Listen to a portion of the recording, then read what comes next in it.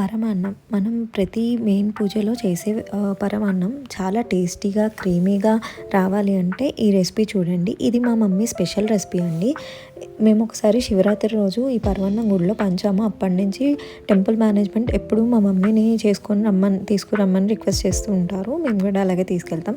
First ఆ చిన్న గ్లాసులో బియ్యం తీసుకొని 2 సార్లు కడిగాక ఈ బియ్యాన్ని నానబెట్టాను 20 మినిట్స్. నెక్స్ట్ నేను ఇత్తడి గిన్నె తీసుకున్నాను.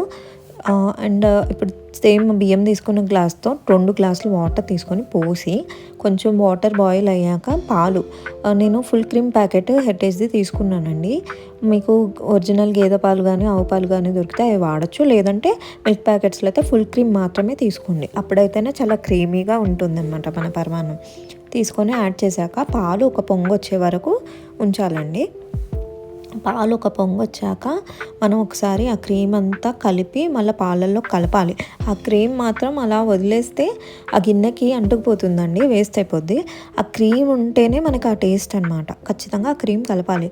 నెక్స్ట్ నేను ఆ వాటర్ పారబోసేసి ఉట్టి బియ్యం మాత్రమే, నానబెట్టిన బియ్యం మాత్రమే యాడ్ చేసుకొని మధ్యలో కలుపుతూ ఉండాలి. ఎందుకంటే అడుగున అంటుతుంటుంది, ఈ క్రీమ్ కూడా కింద అడుగు అంటేస్తూ ఉంటుంది అనమాట. అలా అవ్వకుండా ఉండాలంటే మధ్యలో కలుపుతూ ఉండాలి. నేను సిమ్లో పెట్టుకొని వండుతున్నానండి. సిమ్లో పెట్టి వండడం వల్ల మనకి బాగా ఉడుకుతుంది బియ్యము. ఇది కొంచెం టైం టేకింగ్ కాబట్టి ఈ లోపల మనం దేవుడి దగ్గర పువ్వులు అవి పెట్టుకోవడము, సదురుకోవడము ఇలాంటి పనులు చేసుకోవచ్చు. నేను బెల్లం పొడి దొరికిందండి. నాకు బెల్లం పొడి మాత్రమే వేస్తాను నేను.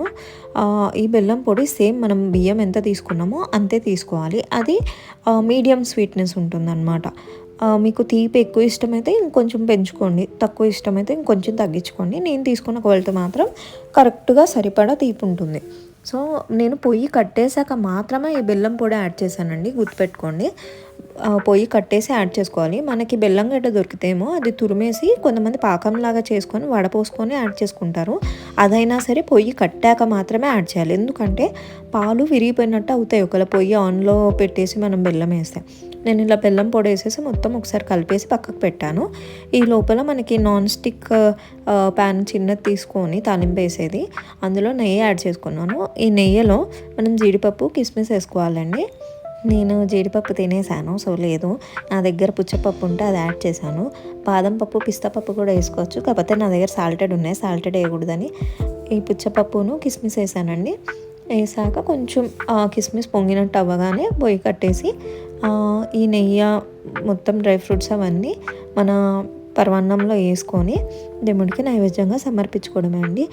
నిజంగా చాలా చాలా టేస్టీగా ఉంటుందండి. చిన్నపిల్లలు కానీ ఇంట్లో ఎవరైనా సరే వదలరు. మా ఇంట్లో అయితే పంచిపెట్టడానికి కూడా ఇవ్వనియరు, అంత ఇష్టంగా తింటామన్నమాట. సో మీరు కూడా ట్రై చేసి ఎలా వచ్చింది కామెంట్ చేసి చెప్పండి.